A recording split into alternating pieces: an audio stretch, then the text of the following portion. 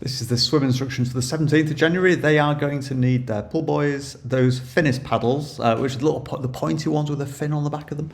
And this is going to be a technique session. Again, we're in base period, so it's all at fairly low intensity. And this is going to be looking at the catch and pull. Just a point, while we're using these Finnis paddles, I want you just to ask them just to hook them just onto their middle finger, which will mean that the paddle's really quite floppy under the hand, and that's the idea. The reason is because the key point we're going to be really encouraging them to do is to keep that nice high elbow during the catch. So as the idea is that if the hand goes in as it should, and the paddle is behind it on the water, and we're pushing back on the paddle the whole time, it will stay nicely in place if the elbow is nice and high. If they drop the elbow and they drop the wrist into this position and they enter the water like that, or as they are pulling through, they drop into that position to scoot back through, the hand and the paddle will part company.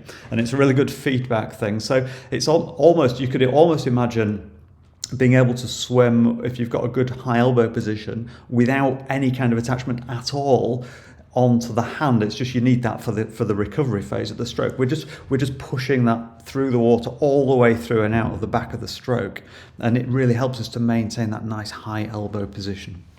So that's a key point.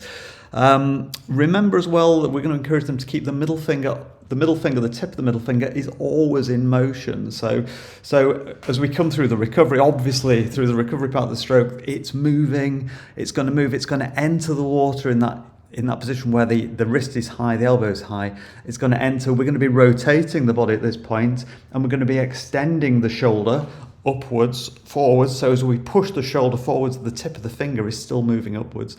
And of course, at that point in the stroke, as we're pushing and extending our shoulder upwards, the tip of the finger's moving forward, the elbow is still higher than the wrist higher than the finger, but then we're starting to develop that bit of wrist flexion, keeping the elbow high.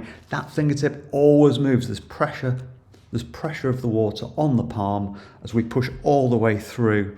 So that fingertip never stops moving. And this is really important for those people who overextend and they glide, which we see, and the pace in the water will drop with every single stroke. If we're gliding, we find that the pace, as we pull, the pace goes up, but then it tapers off, and we're forever going faster, then slowing down, faster and slowing down. It's very difficult to get moving in the water when you're slowing down like that. So maintaining constant pressure on the water and a constant pace, constant movement is really, really important, especially when we get into open water and there's a bit of chop in the water, because if you're slowing right the way down, you get knocked by a wave, then it will certainly throw, if you're slowing down, it can interfere with your sense, your direction and your sighting and whatnot. So it's really important. Okay, so pressure on the pressure's maintained on the paddle or the palm at all times, either the left hand or the right hand. So we've got a normal steady warm up, and then technique. I've put in all through these sessions, allow good spacing between your swimmers during the technique session. Swimmers will naturally want to catch up to the person in front because we're all triathletes, all a bit competitive. But if you get too crowded and you've got to slow down because there's someone in front of you, it just destroys the drill. So a really good, 10 seconds between your swimmers. So the first thing we've got here is we're going to do just over half a length of scull, and this is the scull with your hands. I can never remember if it's skull 1, skull 2, whatever, but it's the one where your hands are extended in front of you, and we're just gently mixing the hot and cold water, and the fingers are slightly down, the elbows are up. Let me just get into the right position. And if you're doing it correctly like this, you will move very slowly but forwards through the water. This is a slow drill, so they can't rush it. They've got a pull buoy into all the propulsions coming from the skull. It's not about speed. It's just about feeling that pressure on the water and demonstrating to them that they need to be in that position with the elbow higher than the wrist higher than the fingertips, to generate forward propulsion. And it's quite a good one that if you want, when they're halfway through this part of the drill, if they want, they can try doing it all flat in the water, and they won't go anywhere then, of course, because there's no pressure on the water either way. But then ask them to put the hands up, so extend the wrist and drop the elbows and see what happens then. And they'll go backwards. Obviously, only do that if there's nobody behind them. Have a little check, but it's quite a nice little experiment to do. You can vary the position, and it really hammers home that the importance of getting into that position and what's going to happen if in full stroke they drop the elbow. It's not only putting the brakes on, but it's potentially pushing water in the opposite direction. We do the whole part whole thing again. So we're going to do 450s of that I've just described. And then we're going to go into 100 of pull, no paddles. We're just going to do pull. And then we're going to do 450s again with the pull buoy, but we're going to do it as 15 meters doggy paddle with the hand paddles on. Remember, those hand paddles are only going to be attached on one finger. It's quite tricky as this, so they're going to have to go. Remember, doggy paddle, chin on the water, eyes straight ahead. We're going to be using the flat hand to extend forward into that catch position. So we're going to bend the wrist down, keep the elbow high, and then use the hand paddle to pull back into the tummy, really. And it's quite tricky to do because you've got to do that recovery phase of this quite gently, because you have to kind of pull up your body, and there's a chance you might lose your paddle. So gentle recovery through the water, and then press down on the paddle nice and firmly. To get your doggy paddle propulsion. So we're just going to do 15 meters of that, and then roughly 1.5 lengths of front crawl. So again, they'll feel the benefit when they go into full stroke, if you like. They'll feel the benefit of and hopefully the feel on the paddle, the feel on the water. Again, after they've done that, we're going to do pull, but no paddles. We're going to do 4 lengths pull, reinforcing that feel of the water, keeping that elbow higher than the wrist higher than the fingers. Throughout that 100 meters. And then we're going to go into the final drill, which is, again, same pattern, 450s with pull buoy, hand paddles on again, just on that one finger.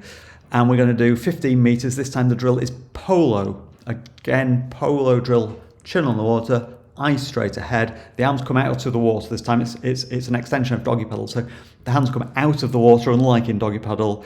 Middle finger entry first, nice hand flat to the water, as in rather than tilted sideways. Fingertips going downwards. Good high cadence, scooping the water backwards, pulling through to your hip. Really choppy recovery at the back end of that stroke. It's quite hard work. And then they're going to, after 50 meters, put the face in the water and complete the remaining time, the 1.5 lengths or so, as full stroke, before again taking the paddles off and doing 100 meters of hole, reinforcing those coaching points. Let's see if they can keep that nice high cadence up during that 100 meters pull.